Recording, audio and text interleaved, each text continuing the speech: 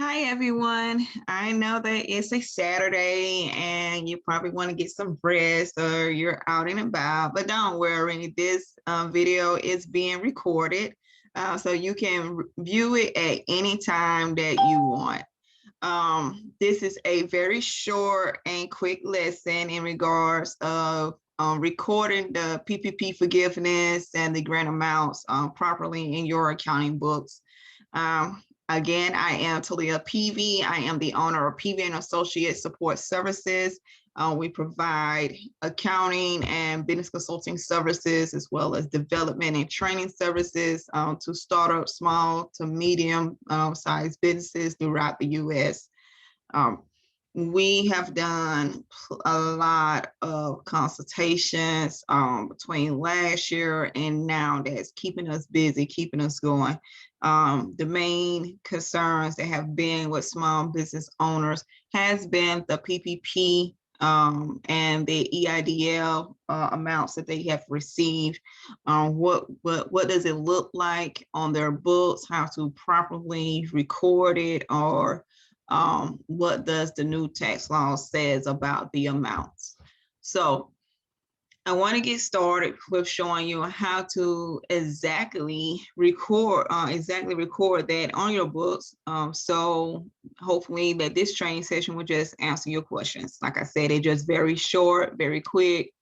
If you can't get your account on your phone, do not feel bad or be upset. It's just that this time of year is just pretty busy for everyone with trying to help as many as quickly but efficiently as possible, with the accounting records, getting things out by the deadline, getting things filed to federal and state by the deadlines. So hopefully when you review this video, you say, oh, okay, I understand now, I get it. So we're gonna jump right into it and discuss what does pretty much just how to record it. That's it, just how to record this on your books. Okay, so as far as we know, okay, I'm gonna say that again. As of December of 2020, as far as we know, the PPP forgiveness is not taxable, which is kind of understandable when you look at it. It's maybe treated as a grant, and grants are not taxable income at all. They're not operating activities. It's not you making a sale, you provided a service. This is money received from a government entity. So with that definition, it's non-taxable. Others like say, well, they was thinking that it could have been because when you cancel out a debt, which is what the forgiveness did, the cancellation for debt is recorded back to your income. However, not in this case. Congress just said that this is just a grant. So how do you account for it in the books? Me personally, all of my chart of accounts in my books, they'll just broken down into each category. Why? I like to see where I am either making the most money or making the least money in this category. If you have multiple streams, if you provide multiple services, if you sell multiple things, then you want to pretty much break it out as detailed as possible to say, okay, it looks like this month I was slow in this category, but in the same time frame, it looked like it picked up for me in this category. That's pretty much how I strategize or use the profit and loss statements. I use it as a sales strategy. I know where my weaknesses are, and I know where my strongest points are, as well as how to set sales goals according to those income statements or by those categories. Again, the EDIL, the PPP, they are not to be counted in your gross receipts. There are other income, okay? Either other income or grants. I've seen some CPAs or accountants to say, why on the financial statement activities they just can't say contribution. Okay, fine, it can say contribution, whichever one you prefer. For me, since it was treated as a grant, I prefer for it to look like a grant on the books. That's just, simple. So what I'm going to do is I'm going to share my screen right now. So I'm going to provide you with a little one-on-one accounting lesson in regards of what does each account, which chart of account means, and the positive and the negative side. Okay, so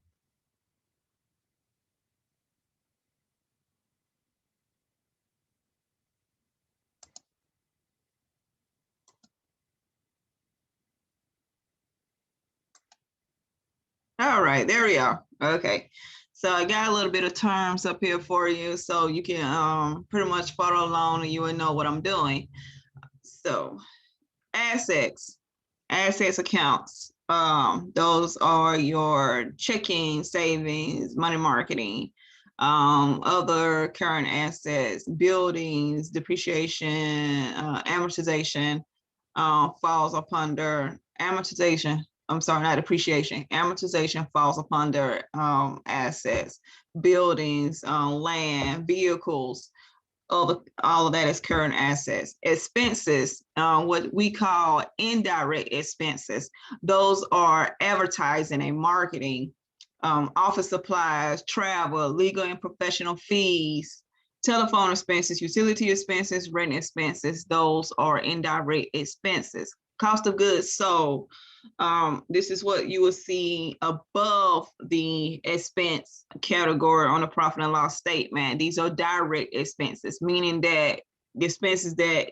needed to make that profit.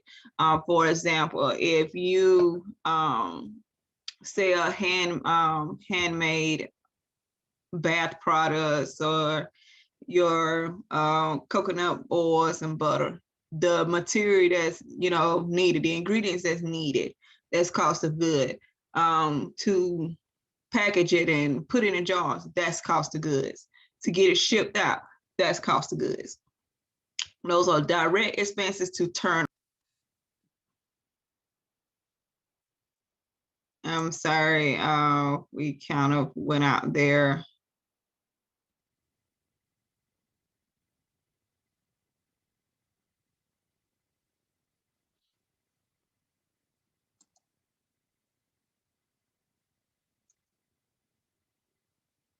Okay, so sorry. Look like a little bad weather outside. We're back. So what I was back to, cost of goods sold is direct expenses. Those are expenses that is needed to turn to make that profit. Again, if you're a restaurant and the food, purchases that you have to make from a performance group or whatever to, cook the food, that's cost of goods sold. If you make products, the ingredients or whatever that the materials that you needed to make that product to get it to sell, that is cost of goods sold. Owner's draw is a contra account, meaning it's opposite. It is an equity account. It sits upon the balance sheet. However, its positive is a debit. Owner's draw is when an owner is drawing money from the business account for personal use. So if you use your, which I advise not to, if you use the business debit card to go pay for something that's personal, that is recorded not as an expense, it is recorded as an owner's draw. If you are transferring money from business to personal, owner's draw. You go into the ATM, owner's draw, writing yourself a check, that is not a payroll check, okay?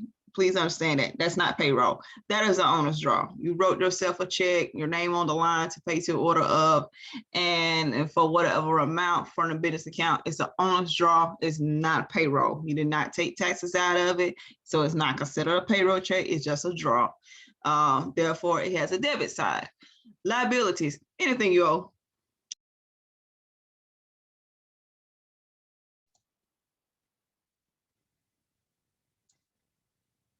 Okay, why does it keep jumping off? I have no idea, but I'm going to share the screen again, and please forgive me for all the cutouts that we hear going on. So let's get through this as quickly as possible. Like I say, I don't understand why we keep getting interrupted, but here we go. Liabilities is what you owe. Equity accounts is your owner's equity, owners, which is owner's contributions, owners putting money into the business, that's a contribution. Owners, stock, dividends, capital paid in, surplus, those all falls upon an equity. The positive sides of the or credit accounts. So in accounting, this is what we call, and please excuse my writing, a T-chart. So you have your debit side and you have your credit side. The plus sides for debits are your assets, expenses, cost of goods sold, and owner's draw.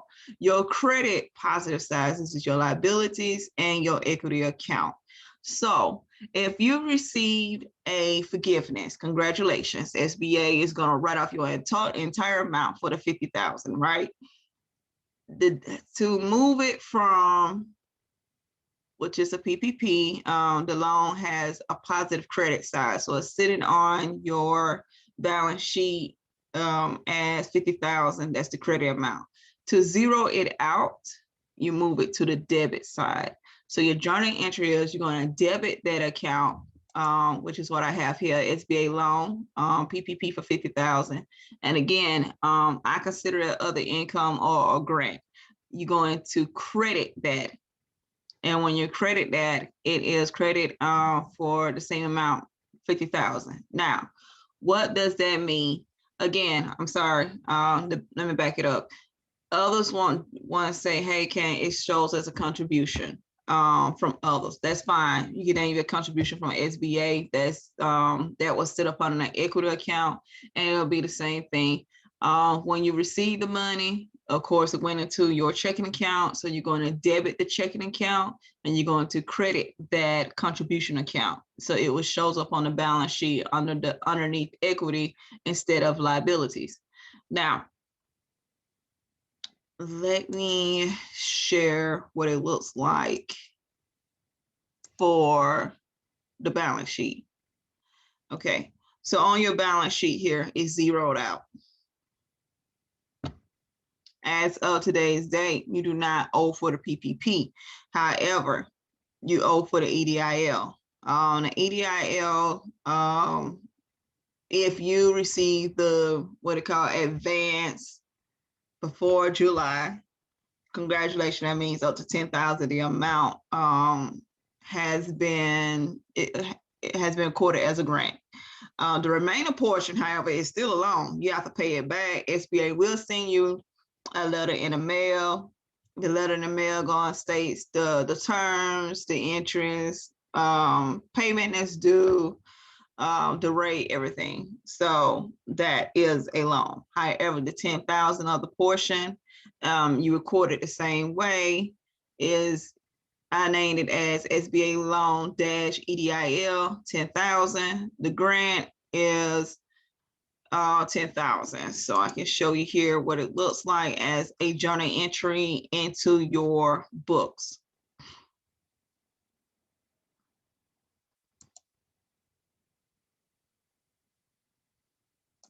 Let's do the PPP first so you can see how it looks. If you're using other accounting systems, I know Peachtree, QuickBooks, NetSuite, Oracle, and if I'm not mistaken, Microsoft Dynamics 365 Finance and Operations, you can do journal entries. For the other ones, I'm not that sure. If you use Wave, I know I just tried it. You cannot, there's not a function for journal entry recording, sorry. But for the other ones, like I said, I've worked up under CFOs, and one thing, this is the function they love to do. They don't like to use all the other functions. Like, okay, I'm gonna go to deposit and record deposit. So I'm gonna go into write a check. No. Record an expense as, let me click on expense. They don't do that. They love to use the journal entry. So I stick to my trainings. These people been in those positions for 20 plus years, so apparently know what they're doing. So That's pretty much how I've been doing my bookkeeping. I use all functions. As long as it's in compliance with the accounting principles, you are okay to go. So anyway, here's the journal entry that was made, just like my manual entry that was put up. The forgiveness portion, 100% of it was forgiven. So it's recorded as SBA loan. You're going to debit it. I recorded as other income, PPP, 50,000.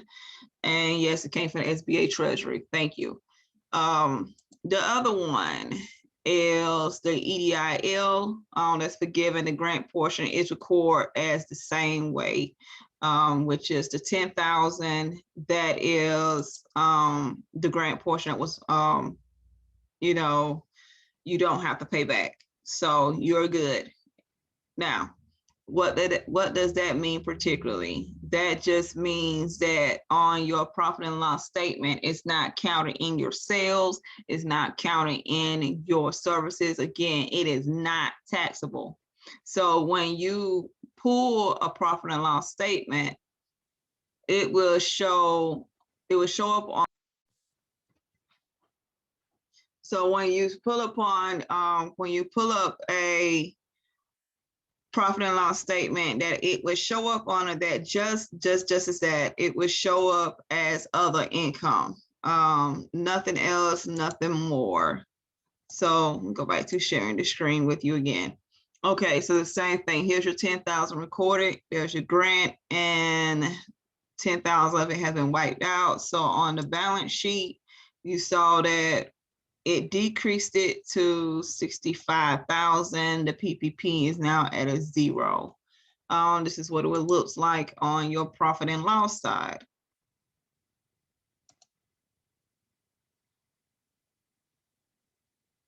Other income. As you see up here, these are all your operating activity. This is all your sales and your services that you provided. It should not be there. It should be down here as other income. So you did not make 60,000 at all. As a matter of fact, that 60,000 is non-taxable.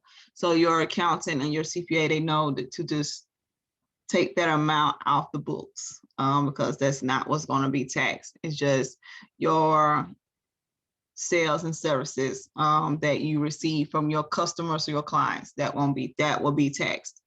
Okay, so that's basically it. I just want to show you, especially my do-it-yourself people that like to do their own bookkeeping. You may not have a bookkeeper or accountant, so you do it yourself. This is what it looks like. This is how you properly account for the PPP amount that was forgiven and the grant portion of the EDI on the EIDL. If you have a sit down with your CPA, your accountant, or your bookkeeper, and they are keeping you abreast on the laws that are steady changing regarding the SBA grants, you would know what they're talking about. Just plain and simple, when they are mentioning these chart of accounts on your profit and loss and on your balance sheet. So if you need if you have any questions, if you have any concerns, even if you think it's just a small thought or it's not that important, if it was in your mind, I guarantee you it's important, please feel free to reach out. You can contact me at any time. My email address is info@pbassociates.com. Call me, text me. I'm bothered throughout the day. It doesn't matter. I will respond. If you have a question, I will answer. And I'm very humble to say that if I don't know the answer right then and there, I will get back. Let me research it first, and I will get back to you in regards of it.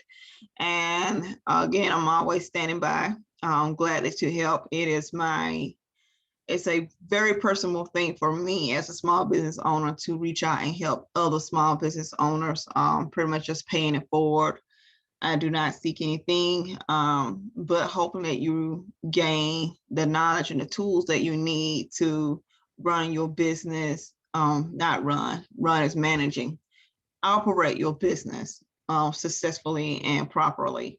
Um, if you also want to check out more of what I do, you can please log on to the website, and it is pvassociates.com. You can see all the other services that I do as well. If you need more training, I do one-on-one sessions, and I do group trainings as well, virtually and on site. On site, we'll go by the PPE rules with keeping our social distance at its best. You can schedule here for a book of training, or you can be self-paced and order your own book. Inside the book, it teach you a little bit what I taught you today, which is accounting basis for a small business owner, best business practices, business processes and workflow, and strategically using your financial statements. Again, feel free to reach out if you have any questions or concerns. And I thank you guys for listening. It has been a pleasure with just showing you this. Again, I know it's just going to be quick. So have a good day, and I hope that I was able to teach you something. Goodbye. Bye for now.